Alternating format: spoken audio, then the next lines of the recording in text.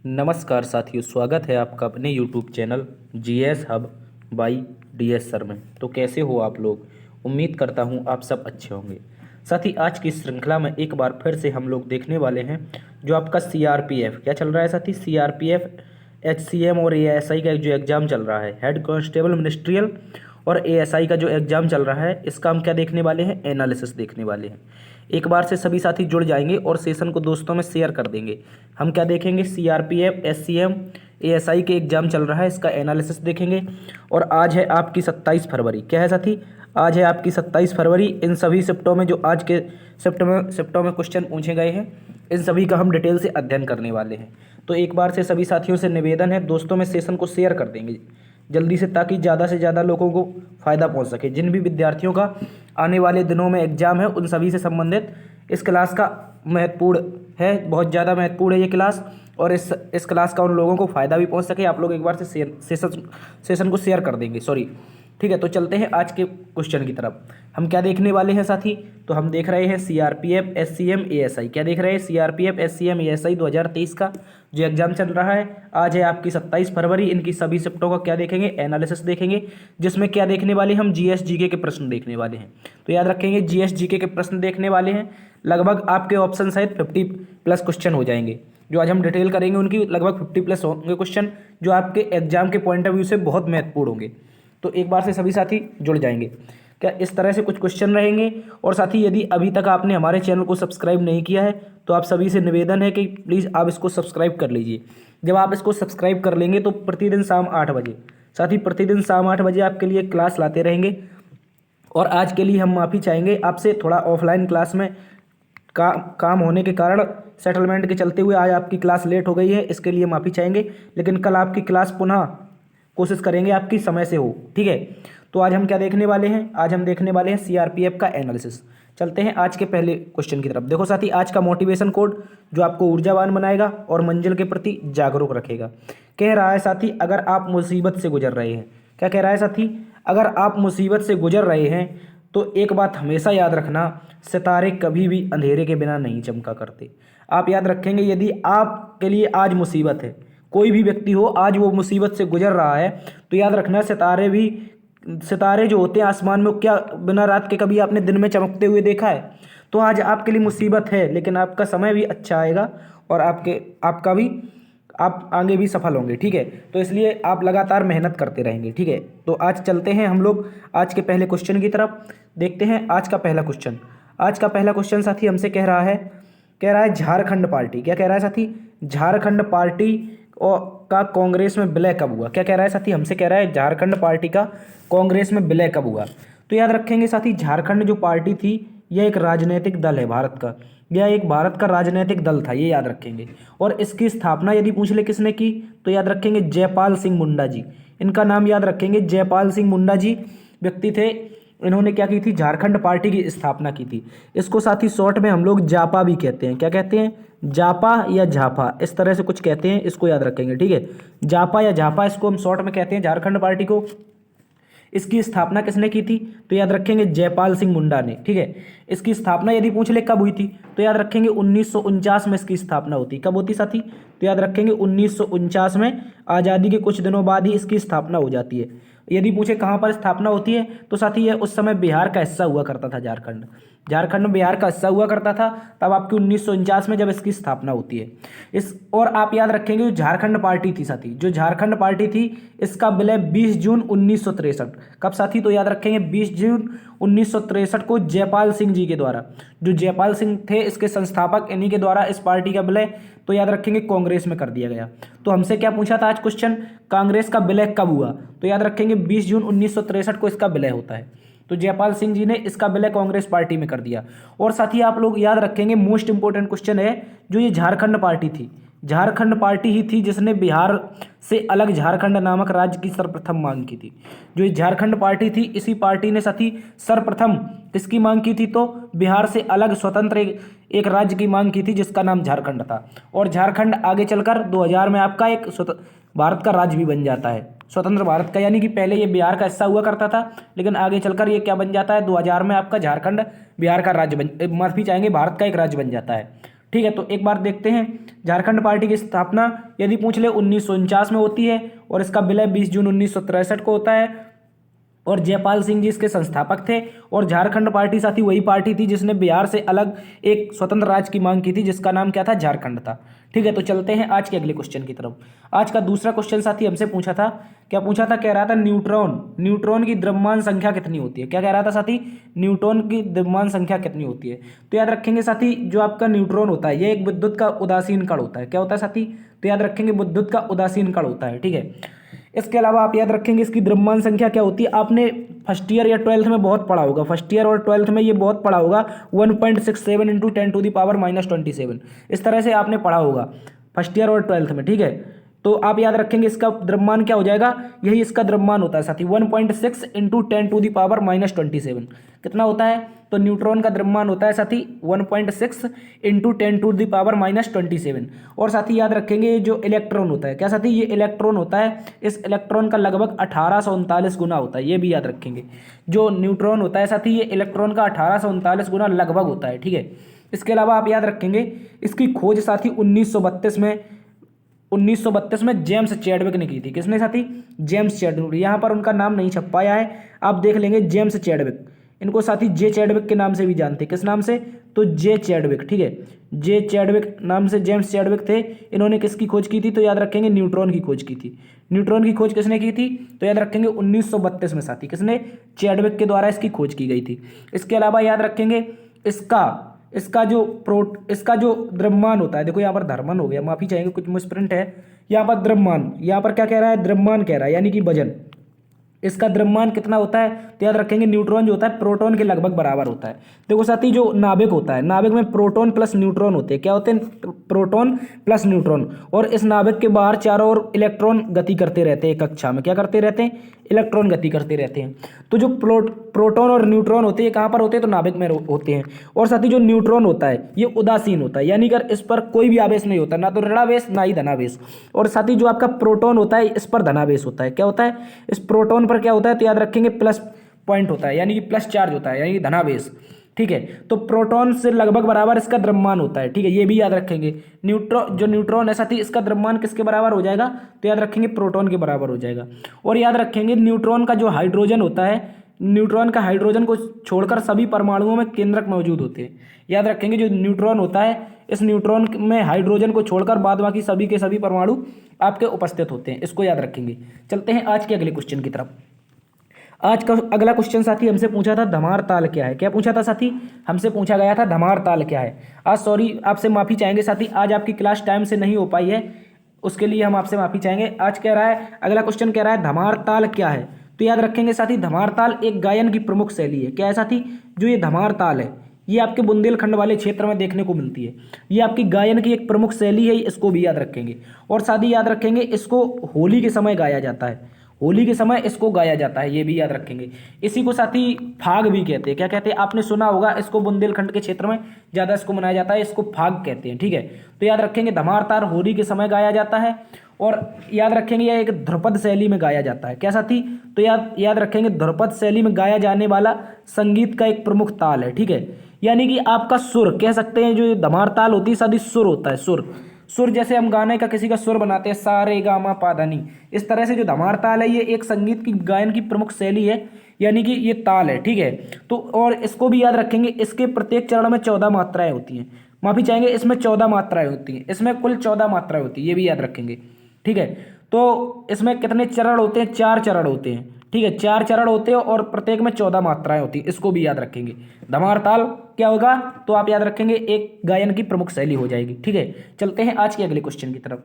अगला क्वेश्चन साथी हमसे कह रहा है बाबर द्वारा कौन सा युद्ध लड़ा गया था। इस प्रकार से साथी कुछ ऑप्शन था, उसमें लिखा था निम्नलिखित में से 3-4 ऑप्शन थे, जिसमें 3 अलग युद्ध थे, एक और युद्ध था उसमें।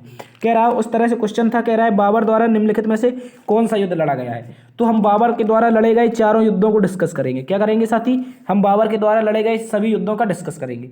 एक बार से आप याद रखेंगे, जो बाबर था साथी इसने भारत में प्रमुख रूप से 4 युद्ध लड़े। देखो यहाँ पर प्रमुख रूप से लिखा है, ना कि 4 युद्ध। आप कहने लग जाओ कि बाबर ने सर आपके 4 युद्ध लड़े थे, ऐसा नहीं है साथी। मुख्य रूप से जो युद्ध थे जो अक्सर चर्चा में रहे, इनको याद रखेंगे, बाबर के द्वारा 4 युद्ध लड़े गए थे। इनमें से साथी प्रथम युद्ध, क्या साथी, जो आपका प्रथम युद्ध था ये 1526 में, कब साथी, तो याद रखेंगे 1526 में इब्राहिम लोदी और बाबर के मध्य हुआ था। जो आपका पानीपत का प्रथम युद्ध था साथी, इनमें 1526 में आपका इब्राहिम लोदी और बाबर के मध्य होता है। इसमें साथी आपका बाबर क्या हो जाता है, तो जीत जाता है, इसकी इब्राहिम लोदी की मैदान में ही मौत हो जाती है। ठीक है, इसको भी याद रखेंगे। इसके अलावा याद रखेंगे साथी दूसरा युद्ध होता है खानवा का युद्ध। कहाँ का युद्ध, तो याद रखेंगे दूसरा युद्ध होता है खानवा का युद्ध, 1527 में होता है। कब होता है, तो याद रखेंगे 1527 में होता है। इसमें साथी राणा सांगा और बाबर के मध्य हुआ था। किसके मध्य, तो याद रखेंगे राणा सांगा और बाबर के मध्य हुआ था। इसमें भी साथी बाबर जीत जाता है, क्या हो जाता है, तो याद रखेंगे इसमें भी साथी आपका बाबर जीत जाता है। इसके बाद तीसरा युद्ध बाबर ने लड़ा था 1528 में। कब लड़ा था, तो याद रखेंगे 1528 में लड़ा था। इसमें साथी क्या होता है, बाबर और मेदिनी राय के मध्य युद्ध होता है। इसमें भी बाबर जीत जाता है, ये भी याद रखेंगे। बाबर ने जितने भी भारत में लगभग युद्ध लड़े थे उन सभी में बाबर को भारत में जीत हासिल हुई थी। ठीक है, लगभग मैंने कहा है। ठीक है, तो बाबर इसमें 1528 के चंदेरी युद्ध में भी मेदिनी राय को हरा देता है, इसको भी याद रखेंगे। इसके अलावा चौथा युद्ध लड़ता है और ये भारत में इसका अंतिम युद्ध होता है साथी। जो बाबर है इसका घाघरा के जो युद्ध था, जो घाघरा का युद्ध था, ये बाबर का भारत में आखिरी युद्ध था। इस युद्ध को बाबर ने लड़ा था 1829 में। कब लड़ा था, तो याद रखेंगे, सॉरी माफी चाहेंगे 1529 में, क्या हो रहा है आज, 1529 में इसको बाबर के द्वारा लड़ा गया था। और इसमें किस किस के मध्य हुआ, तो याद रखेंगे बाबर और अफगानिस्तान के कुछ शासक थे उनके मध्य हुआ था। ठीक है, इनको भी याद रखेंगे। तो एक बार से फिर देखते हैं, पानीपत का प्रथम युद्ध 1526, खानवा का 1527, चंदेरी का 1528 और घाघरा का 1529। और इसके बाद साथी 1530 में साथी ये भी याद रखेंगे 1530 में बाबर की मृत्यु हो जाती है। ये भी आप लोग अच्छे से याद रखेंगे। इन सभी युद्धों में बाबर ने क्या की थी, जीत हासिल की थी। जितने भी युद्ध यहाँ पर हमने डिस्कस करे इन सभी युद्धों में बाबर ने क्या किया था, तो याद रखेंगे इसमें जीत हासिल की थी। तो चलते हैं आज के अगले क्वेश्चन की तरफ। अगला क्वेश्चन साथी हमसे पूछा था, यहाँ पर देखो फिर से मिस प्रिंटिंग है, आज टाइपराइटर ने कुछ गलत कर दिया है। ठीक है, कह रहा है सभ्यता, यहाँ पर था साथी सिंधु सभ्यता, क्या था, हिंदू सभ्यता हो गया है, क्योंकि ईरान के लोग सिंधु को हिंदू कहते थे, इसलिए यहाँ पर हिंदू सभ्यता हो गया है। ठीक है, मेरा टाइपराइटर भी थोड़ा ज़्यादा पड़ गया है। ठीक है, कह रहा है सिंधु सभ्यता का लोथल बंदरगाह किस राज्य में स्थित है। इस तरह से आज आपसे एक क्वेश्चन पूछा गया था। क्या पूछा गया था, ये मोस्ट इंपोर्टेंट क्वेश्चन है, इसको इंपोर्टेंट लगा लेंगे। जो आपका सिंधु सभ्यता का लोथल बंदरगाह था ये किस में स्थित था, किस राज्य में स्थित था, तो याद रखेंगे जो प्राचीन सिंधु सभ्यता थी, कैसा थी, जो आपकी प्राचीन सिंधु घाटी सभ्यता थी ये भारत की ही नहीं बल्कि विश्व की पहली शहरी सभ्यता थी। ये मोस्ट इंपोर्टेंट पॉइंट है, इसको याद रखेंगे। यदि पूछ ले आपसे विश्व की पहली शहरी सभ्यता कौन थी, तो याद रखेंगे सिंधु सभ्यता थी। कौन थी साथी, तो सिंधु सभ्यता आपकी विश्व की पहली शहरी सभ्यता हो जाएगी। ठीक है, इसको याद रखेंगे। इसके अलावा याद रखेंगे जो लोथल है साथी, कौन सा, लोथल सिंधु सभ्यता का एक प्रमुख पत्तन नगर अर्थात बंदरगाह। ठीक है, पत्तन नगर अर्थात बंदरगाह ये कहाँ पर स्थित था, ये गुजरात में स्थित था, इसको याद रखेंगे। जो लोथल था साथी ये सिंधु सभ्यता का एक प्रमुख पत्तन नगर अर्थात बंदरगाह था और ये भारत के गुजरात राज्य में स्थित है, इसको भी याद रखेंगे। और याद रखेंगे इसकी खोज साथी 1954 में हुई थी। कब हुई थी, तो याद रखेंगे 1954 में इसकी खोज होती है, इसको भी याद रखेंगे। एक याद रखेंगे हड़प्पा सभ्यता का जो समुद्री संग्रहालय है, क्या साथी, हड़प्पा सभ्यता से स्थित समुद्री संग्रहालय है, ये भी आपका लोथल में ही खोला गया है। ये करंट की दृष्टि से अति महत्वपूर्ण प्रश्न है। जो आपका हड़प्पा सभ्यता का समुद्री संग्रहालय कहाँ पर खोला गया है, तो याद रखेंगे लोथल में खोला गया है। मैंने समुद्री कहा है, ये भी याद रखेंगे, क्योंकि यहाँ पर क्या होता था, बंदरगाह था और यहाँ पर हड़प्पा सभ्यता के जो लोग थे वो क्या करते थे, व्यापारिक काम करते थे, ये भी याद रखेंगे। चलते हैं आज के अगले क्वेश्चन की तरफ। अगला क्वेश्चन साथी हमसे पूछा था मुखौटा नृत्य, क्या पूछा था साथी, मुखौटा नृत्य किस राज्य से संबंधित है, क्या पूछा था, तो याद रखेंगे मुखौटा नृत्य किस राज्य से संबंधित है। आप याद रखेंगे जो मुखौटा नृत्य होता है साथी ये मुख्य रूप से अरुणाचल प्रदेश का एक युद्ध नृत्य है, इसको भी याद रखेंगे। यह एक प्रसिद्ध युद्ध नृत्य, क्या है, युद्ध नृत्य। इसमें क्या होता है साथी, इसमें अरुणाचल प्रदेश की जो जनजातियां होती हैं ये मुखौटा यानी कि मास्क पहन करके एक युद्ध कला करती हैं, उसको क्या कहते हैं, मुखौटा नृत्य कहते हैं। ये मोस्ट इंपोर्टेंट क्वेश्चन है, इसको याद रखेंगे। ठीक है, इसके अलावा आप याद रखेंगे जो मुखौटा का प्रयोग होता है ये साथी कथकली के नृत्य में भी किया जाता है। आपने देखा होगा इस तरह से कुछ मुखौटा के टाइप का ही मुंह बनाया जाता है कथकली में, कहाँ पर, तो याद रखेंगे कथकली नृत्य में इसमें मुखौटा का प्रयोग किया जाता है। ठीक है, इसके अलावा आप याद रखेंगे जम्मू कश्मीर में साथी, जम्मू कश्मीर का कौन सा नृत्य है आप बताएंगे कमेंट बॉक्स में छाप के जिसको मुखौटा नृत्य का दर्जा दिया जाता है। जम्मू कश्मीर का कौन सा नृत्य है आप क्लास खत्म होने के बाद बताएंगे, जिसको मुखौटा नृत्य भी कहा जाता है। ये मोस्ट इंपॉर्टेंट क्वेश्चन है, इसको आप लोग बताएंगे। ठीक है, तो चलते हैं आज के अगले क्वेश्चन की तरफ। अगला क्वेश्चन साथी हमसे कह रहा है मानव तस्करी, क्या कह रहा है, मानव तस्करी और जबरन श्रम से संबंधित अनुच्छेद कौन है। क्या कह रहा है, जो मानव तस्करी होती है साथी और जबरन श्रम यानी कि बंधुआ मजदूरी, इसको जो जबरन श्रम है साथी इसको हम बंधुआ मजदूरी भी कहते हैं। यानी कि किसी व्यक्ति को आप किडनैप करके उससे काम करवाएं, यानी कि उसको आप रख लें, उसके बाद उसके घर न जाने दें, तो इस तरह से जबरन यानी बंधुआ मजदूरी। तो ये मानव तस्करी और बंधुआ मजदूरी का संबंध किस अनुच्छेद से है, तो याद रखेंगे साथी अनुच्छेद 23 में। किसमें साथी, अनुच्छेद 23 में लिखा है जो आपकी मानव तस्करी और जबरन श्रम पर प्रतिबंध लगाता है। जो अनुच्छेद 23 है ये मानव तस्करी और जबरन प्रतिबंध लगाता है, जबरन श्रम पर। और इसके अलावा याद रखेंगे 1956 में, कब साथी, 1956 में अनैतिक तस्करी यानी कि मानव की तस्करी को रोकने के लिए एक अधिनियम प्रस्तुत किया गया था। ये संसद में 1956 में एक मानव तस्करी को रोकने के लिए एक अधिनियम प्रस्तुत किया गया था। इसमें श्रम मजदूरी प्रणाली को खत्म किया गया था। जो साथी ये जबरन प्रणाली थी, क्या इसी को कहते, क्या कहते हैं, इसको याद रखेंगे बंधुआ मजदूरी कहते थे। क्या कहते थे, तो याद रखेंगे बंधुआ मजदूरी। जो बंधुआ मजदूरी थी इसको किस अधिनियम के तहत खत्म किया गया था, तो याद रखेंगे 1956 में एक अनैतिक तस्करी रोकथाम अधिनियम बनता है जिसके तहत इस प्रणाली को खत्म किया गया। और याद रखेंगे इस नियम को 1976 में, ये भी याद रखेंगे मोस्ट इंपोर्टेंट क्वेश्चन है, 1976 में सर्वोच्च न्यायालय के द्वारा इस पर पूर्ण रूप से प्रतिबंध लगा दिया गया था। जो आपका सर्वोच्च न्यायालय था इसने पूर्ण रूप से प्रतिबंध कब लगाया इस अधिनियम पर, तो याद रखेंगे 1976 में। ये भी मोस्ट इंपोर्टेंट क्वेश्चन है, इसको याद रखेंगे। चलते हैं अगले क्वेश्चन की तरफ। अगला क्वेश्चन साथी हमसे कह रहा है वन्य जीव संरक्षण बॉन्ड, क्या कह रहा है साथी, वन्य जीव संरक्षण बॉन्ड किसके तहत जारी किया जाता है। क्या कह रहा है, किसके द्वारा जारी किया गया है। जो आपका वन्यजीव संरक्षण बॉन्ड है ये किसके द्वारा जारी किया गया है, ये पूछा है आपसे। तो याद रखेंगे ये करंट अफेयर का क्वेश्चन है। देखो यहाँ पर क्या है, करंट अफेयर का क्वेश्चन है, वन्यजीव संरक्षण बॉन्ड किसके द्वारा जारी किया गया है। तो याद रखेंगे साथी जो विश्व बैंक है, क्या है साथी आपकी विश्व बैंक है, इसने दुनिया का पहला वन्यजीव संरक्षण बॉन्ड जारी किया है। यानी कि जो वाइल्ड लाइफ बॉन्ड है इसको किसने जारी किया है, तो याद रखेंगे मोस्ट इंपोर्टेंट क्वेश्चन है विश्व बैंक ने। किसने, तो वर्ल्ड बैंक ने इसको जारी किया है। ठीक है, इसको याद रखेंगे। इसके अलावा आपसे पूछ लेगा कि इसके तहत क्या होगा, तो याद रखना इसके तहत एक फंड, यानी कि यहाँ पर फंड का ही मतलब क्या होता है, वर्ल्ड लाइफ फंड वन्यजीव संरक्षण बॉन्ड, इसमें क्या होता है, तो इसके तहत एक फंड जुटाया जाएगा विभिन्न देशों से जिसमें $150 मिलियन, कितना साथी आपका $150 मिलियन इसमें दक्षिण अफ्रीका $150 मिलियन रुपए इकट्ठा किया जाएगा। यानी कि इस बॉन्ड के तहत विश्व से पूरे दुनिया से $150 मिलियन रुपए इकट्ठा किया जाएगा।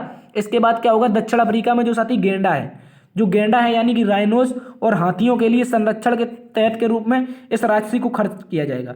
जो आपने देखा होगा राइनो यानी कि गेंडा के लिए एक संरक्षण चल रहा है, अभियान चल रहा है, इसी के तहत इसको क्या किया जाएगा, तो याद रखेंगे $150 मिलियन जो इस बॉन्ड के तहत जुटाए जाएंगे, इसको किस पर खर्च किया जाएगा, तो दक्षिण अफ्रीका के गेंडों और हाथियों के संरक्षण के रूप में खर्च किया जाएगा। ये भी आप लोग याद रखेंगे। तो ठीक है, इसको अच्छे से याद रख लेंगे। चलते हैं आज के अगले क्वेश्चन की तरफ। अगला क्वेश्चन साथी हमसे पूछा था एल्गी किस प्रकार के जीव होते हैं। देखो यहाँ पर एल्गी का मतलब, जो विद्यार्थी अभी इंग्लिश में इसको नहीं समझे होंगे तो याद रखेंगे एल्गी का मतलब ही शैवाल होता है। क्या होता है साथी, एल्गी का मतलब ही शैवाल होता है। उसने आपसे क्या किया, तो क्वेश्चन घुमा के पूछ लिया जिससे बच्चा कंफ्यूज हो जाए और वो क्वेश्चन छोड़ के चला आए। तो आपको क्वेश्चन छोड़ना नहीं है, आपको याद रखना है जो आपका एल्गी होता है इसको क्या कहते हैं, हम शैवाल कहते हैं। इसको आप लोग अच्छे से याद रख लेंगे। तो यह एक सरल जीव होता है, जो शैवाल होता है आपने देखा होगा, ये एक सरल जीव होता है। और अधिकांश शैवाल क्या होता है, अधिकांश जो शैवाल होते हैं ये पौधों के समान, जिस प्रकार से साथी आपके पौधे होते हैं, क्या होते हैं, पौधे यानी कि पेड़ पौधे जो होते हैं, पेड़ पौधे जो होते हैं ये प्रकाश संश्लेषण से भोजन बनाते हैं। इसी प्रकार अधिकांश जो आपके शैवाल होते हैं ये पौधों के समान सूर्य के प्रकाश से की उपस्थिति में प्रकाश संश्लेषण के द्वारा अपना भोजन बनाते हैं। ये भी इसको याद रखेंगे। जो आपके अधिकांश शैवाल होते हैं वो क्या, सूर्य के प्रकाश की उपस्थिति में प्रकाश संश्लेषण के तहत अपना भोजन बनाते हैं। इसके अलावा मोस्ट इंपोर्टेंट क्वेश्चन ये आपके लिए बता रहा हूं, इसको भी आप लोग नोट कर लेंगे। जो कवक और शैवाल होता है साथी, जो कवक और शैवाल होता है इनका सहजीवन यानी कि इनका प्यार क्या कहलाता है, तो याद रखेंगे लाइकेन कहलाता है। क्या कहलाता है, लाइकेन कहलाता है। किसका सहजीवन, तो याद रखेंगे कवक और शैवाल का सहजीवन। कवक और शैवाल में जो आपका प्यार होता है इसको हम लोग क्या कहते हैं, इसको हम कहते हैं लाइकेन। ये भी याद रखेंगे। और लाइकेन आपका वायु प्रदूषण का सूचक है। किसका साथी, तो याद रखेंगे वायु प्रदूषण का सूचक क्या हो जाएगा, आपका लाइकेन हो जाएगा। कवक और शैवाल का सहजीवन क्या कहलाता है, लाइकेन कहलाता है। और लाइकेन आपका वायु प्रदूषण का सूचक है, इसको भी याद रखेंगे। शैवाल क्या होते हैं, तो याद रखना एक सरल जीव होते हैं, यानी कि काई आई वगैरह इस तरह से क्या कहते हैं, शैवाल कहते हैं। ठीक है, इसके अलावा एक क्वेश्चन आपसे आज और पूछा गया था, कह रहा था सैयद वंश दिल्ली सल्तनत का कौन सा क्रम का वंश है। क्या पूछा था, जो सैयद वंश है दिल्ली सल्तनत में कौन से क्रम का था, जो ये सैयद वंश था किस क्रम का था, ये पूछा है आपसे।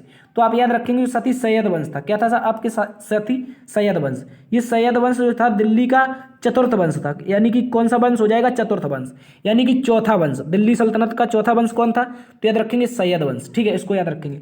इसके अलावा आप याद रखेंगे इस वंश की स्थापना तुगलक वंश के बाद 1414 से लेकर के 1491 नहीं होगा, यहाँ पर 1414 से लेकर के 1451 होगा, ये भी याद रखेंगे।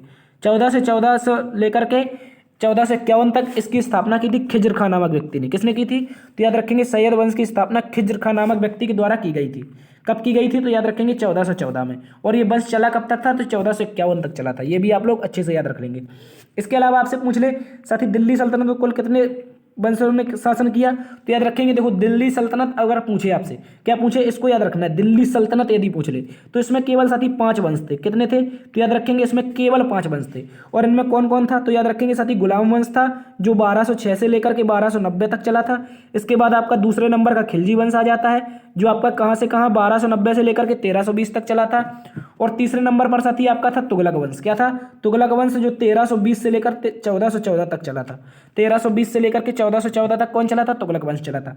इसके अलावा आप याद रखेंगे आपका हो जाएगा अगला सैयद वंश। क्या हो जाएगा साथी, आपका अगला हो जाएगा सैयद वंश। जो सैयद वंश था साथी ये 1414 से लेकर के 1451 तक चला था।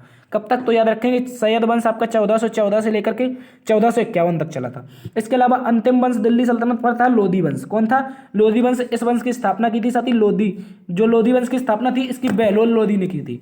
इसने स्थापना की थी, तो आप लोग याद रखेंगे बहलोद लोधी नामक व्यक्ति था, इसने लोधी वंश की स्थापना की थी। और याद रखेंगे इब्राहिम लोधी। कौन सा थी, इब्राहिम लोधी इस वंश का अंतिम शासक था जो बाबर से हार गया था। किससे, बाबर से। तो अगर आपसे पूछ ले दिल्ली सल्तनत में कौन सा वंश शामिल नहीं है, इस तरह से 4 ऑप्शन देगा, तो आप याद रख लेंगे यही ऑप्शन देता है आपको। कौन सा देता है, तो मुगल वंश देता है। तो आप याद रखेंगे दिल्ली सल्तनत का वंश नहीं है। सल्तनत काल में केवल 5 वंश हुए थे जिनमें आपका मुगल वंश शामिल नहीं था। यही 5 वो वंश थे, इनको आप लोग अच्छे से याद रखेंगे। गुलाम वंश, खिलजी वंश, तुगलक वंश, सैयद वंश और लोधी वंश। ठीक है, तो चलते हैं आज के अगले क्वेश्चन की तरफ। अगला क्वेश्चन साथी हमसे पूछा गया था, अगला क्वेश्चन पूछा था मोहम्मद अली जिन्ना। क्या पूछा था, मोहम्मद अली जिन्ना के द्वारा किस अधिवेशन में 14 सूत्री मांगे रखी गई थी, ये पूछ रहा है आपसे। क्या कह रहा है, तो मोहम्मद अली जिन्ना के द्वारा 14 सूत्री मांगे किस अधिवेशन में रखी गई थी। आपको याद रखना है साथी जो मुस्लिम लीग का दिल्ली अधिवेशन था। कौन सा थी, मुस्लिम लीग का आपका दिल्ली अधिवेशन था, दिल्ली अधिवेशन। और यह अधिवेशन साथी चला था आपका कब से कब तक, तो याद रखेंगे 1929 में चला था। कब चला था, तो याद रखेंगे 1929 में इस अधिवेशन को आयोजित किया गया था। जो आपका दिल्ली सल्तनत का माफी कहाँ पहुंच गए यार, माफी चाहेंगे आपसे। कह रहा है मोहम्मद अली जिन्ना ने किस अधिवेशन में 14 सूत्री मांगे रखी, तो याद रखेंगे 1929 के दिल्ली अधिवेशन में। और ये साथी मुस्लिम लीग का अधिवेशन था, ये भी याद रखेंगे, कांग्रेस का अधिवेशन नहीं था, वरना आप कंफ्यूज हो जाएं। 1929 में मुस्लिम लीग का एक दिल्ली में अधिवेशन होता है जिसमें नेहरू रिपोर्ट के द्वारा, जब नेहरू रिपोर्ट ने मुसलमानों के पृथक चुनाव की बात की निंदा की, तो इसके लिए इन्होंने 14 सूत्री मांगे रखी थी। क्योंकि 1909 में जब आपका पृथक चुनाव मुसलमानों को दे दिया गया था, तो नेहरू रिपोर्ट में मोतीलाल नेहरू जी ने कहा था क्यों ना अब मुसलमानों और हिंदुओं का साथ में चुनाव किया जाए। तो इसके तहत मोहम्मद अली जिन्ना ने कितनी मांगे रखी, तो याद रखेंगे 14 सूत्री मांगे रखी थी। और ये मुस्लिम लीग का कौन सा अधिवेशन था, तो दिल्ली अधिवेशन था। ये आपका चला था 1929 में। कब चला था, तो याद रखेंगे 1929 में। और याद रखेंगे जो मोहम्मद अली जिन्ना था, कौन सा थी, जो मोहम्मद अली जिन्ना था ये पाकिस्तान का संस्थापक के रूप में जाना जाता है। मोहम्मद अली जिन्ना पाकिस्तान का संस्थापक था और इसको गांधी जी वजीर आजम कहते थे। ये भी याद रखेंगे, गांधी जी ने इसको वजीर आजम की उपाधि दी थी, ये भी याद रखेंगे। तो चलते हैं आज के अगले क्वेश्चन की तरफ।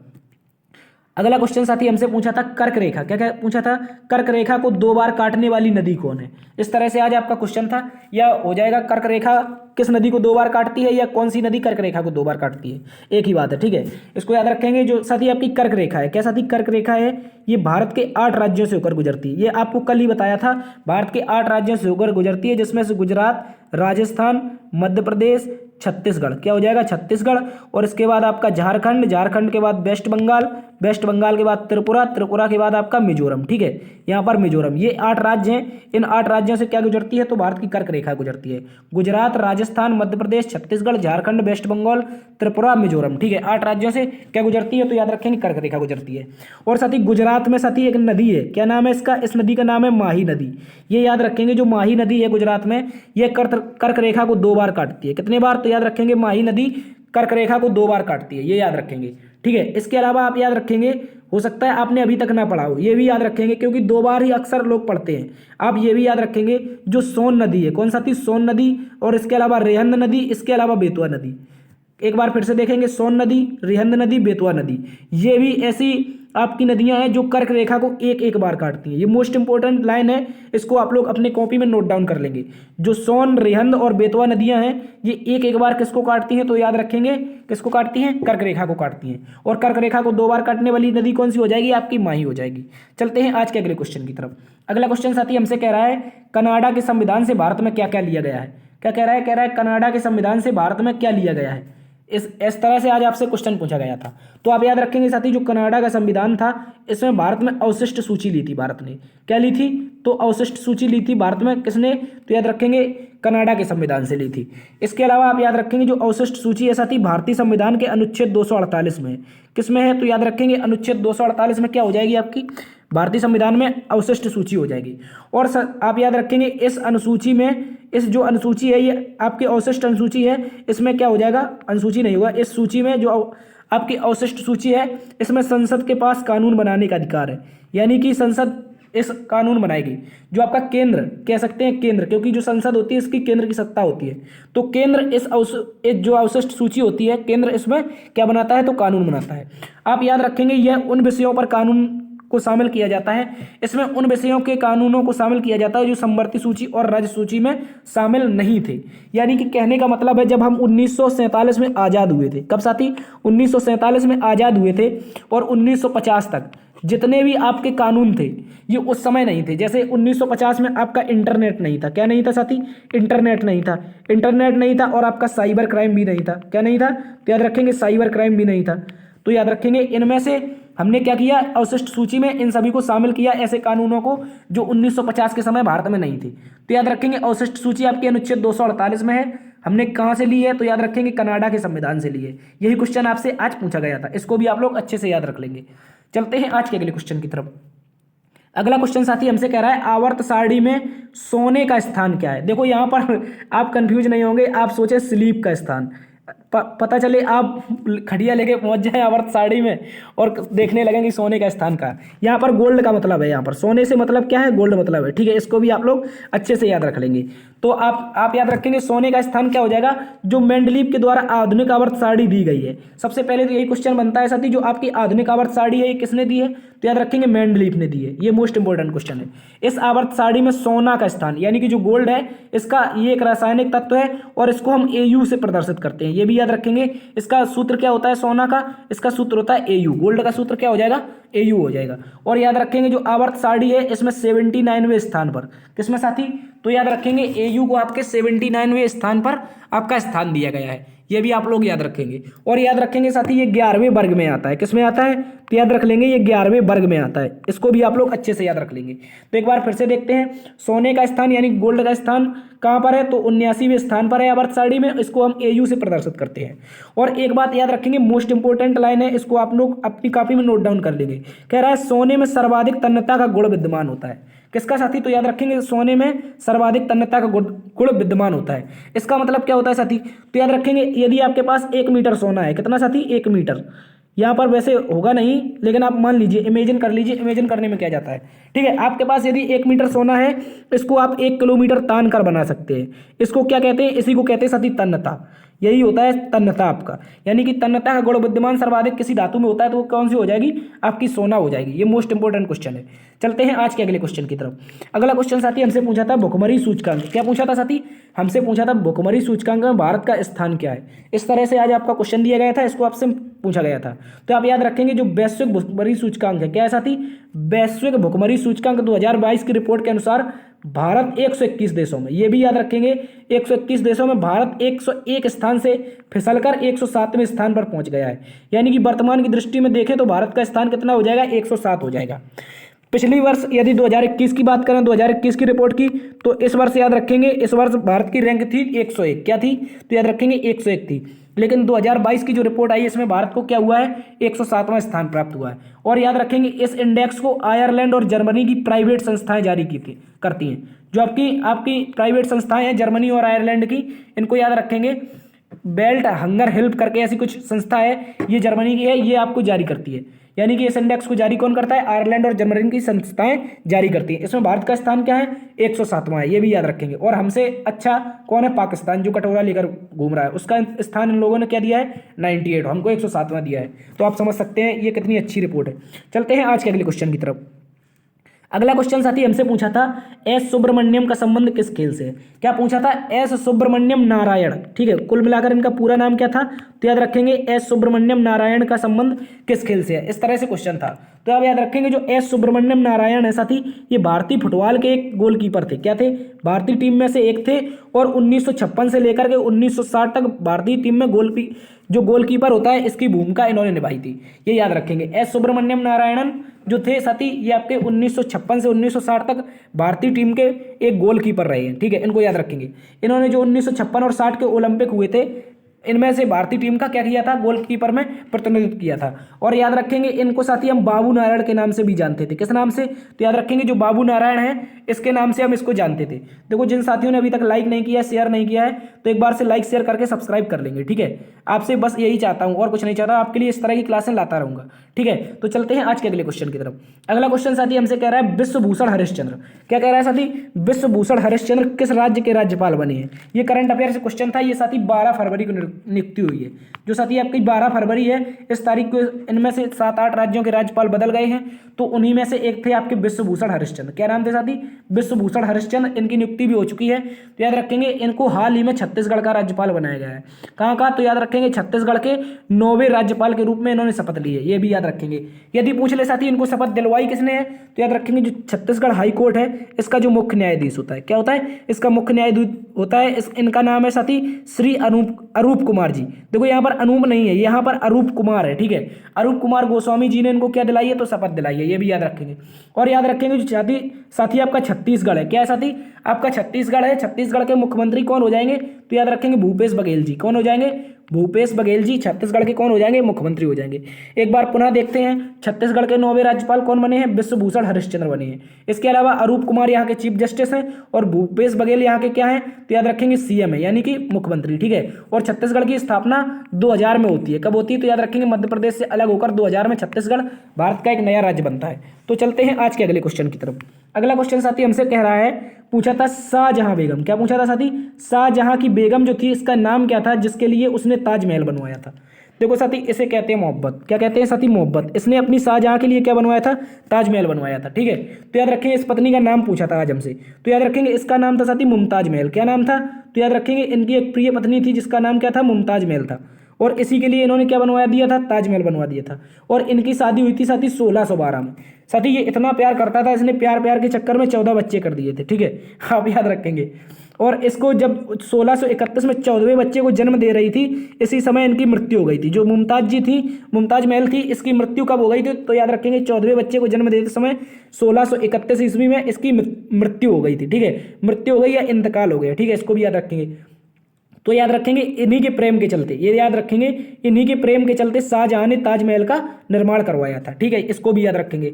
तो मुमताज महल जो थी शाहजहां की प्रिय पत्नी थी, और 14वें बच्चे को जन्म देते समय 1631 में इसकी मृत्यु हो जाती है, और प्रेम के चलते शाहजहां ने क्या बनवा दिया? ताजमहल बनवा दिया, जो विश्व के 7 अजूबों में से एक है, ठीक है, इसको भी याद रखेंगे। तो चलते हैं आज के अगले क्वेश्चन की तरफ। अगला क्वेश्चन साथी हमसे कह रहा है, आज क्वेश्चन पूछा गया था, सर्वाधिक प्रजनन दर किस राज्य में है? क्या पूछा गया था हमसे पूछा गया था, भारत में हाल ही में आई रिपोर्ट के अनुसार सर्वाधिक प्रजनन दर किस राज्य में है? तो आप लोग याद रखेंगे साथी, सरकार के द्वारा भी हाल ही में एक ताजा राष्ट्रीय परिवार सर्वेक्षण जारी किया गया है। क्या किया गया है? तो याद रखेंगे राष्ट्रीय परिवार सर्वेक्षण जो रिपोर्ट है, इसके अनुसार बिहार राज्य में सर्वाधिक प्रजनन दर है। कितनी है साथी? तो याद रखेंगे 3 है, यानी कि प्रति सेकंड बिहार में 3 बच्चे होते हैं, इस तरह से कुछ होगा, ठीक है। तो प्रजनन दर कितनी हो जाएगी आपकी? 3 हो जाएगी, बिहार राज्य में हो जाएगी। और याद रखेंगे ये घट गई है साथी, पहले बिहार में 3.6 थी, लेकिन अब घट चुकी है। ये पहले 3.6 थी, लेकिन फिर भी बिहार अभी भी पहले स्थान पर है। और दूसरे स्थान पर आपका मेघालय 2.9 के साथ बना हुआ है। इसके साथ ही तीसरे स्थान पर कौन हो जाएगा? आपका उत्तर प्रदेश हो जाएगा। तीसरे स्थान पर 2.4 के साथ कौन हो जाएगा? उत्तर प्रदेश हो जाएगा। इसको भी आप लोग अच्छे से याद रख लेंगे। चलते हैं आज के अगले क्वेश्चन की तरफ। आज का अगला क्वेश्चन साथी हमसे पूछा गया था, गांधी जी के द्वारा चंपारण किसान आंदोलन किस वर्ष किया गया था। यानी कि जो चंपारण आंदोलन हुआ था गांधी जी को द्वारा, ये किस वर्ष किया गया था, ये आपसे आज क्वेश्चन पूछा था। तो याद रखेंगे साथी, सभी को पता है जो चंपारण किसान आंदोलन था साथी, गांधी जी ने दक्षिण अफ्रीका से लौटने के बाद, याद रखेंगे गांधी जी ने दक्षिण अफ्रीका से लौटने के बाद अप्रैल 1917 में, कब साथी, तो याद रखेंगे अप्रैल 1917 में इस आंदोलन को किया था। और यदि पूछ ले साथी कहाँ पर हुआ था, तो याद रखेंगे बिहार के चंपारण जिले में हुआ था। कहाँ पर, बिहार के चंपारण नामक जिले में इसका क्या हुआ था, तो याद रखेंगे आंदोलन का आयोजन हुआ था। ठीक है, इसको याद रखेंगे। इसके अलावा आप याद रखेंगे सत्याग्रह और अहिंसा के रूप में इसको किया गया था। यानी कि गांधी जी को आकर एक कोई थप्पड़ मार देता तो वो दूसरे भी गाल कर देते थे। इन्होंने अहिंसा को अपनाया था और क्या किया था, तो इस आंदोलन को किया गया था। और याद रखेंगे जो गांधी जी थे साथी, इनके द्वारा, गांधी जी के द्वारा भारत में अंग्रेजों के खिलाफ यह पहला किसान आंदोलन था। ये मोस्ट इंपॉर्टेंट लाइन है। यदि पूछ ले आपसे भारत में पहला आंदोलन गांधी जी के द्वारा कौन चला, तो याद रखेंगे चंपारण आंदोलन था। यही भारत में पहला आंदोलन जो गांधी जी ने चलाया था। कहाँ से लौटने के बाद, तो अफ्रीका से लौटने के बाद। ये भी याद रखेंगे कब चला था, तो याद रखेंगे अप्रैल 1917 में।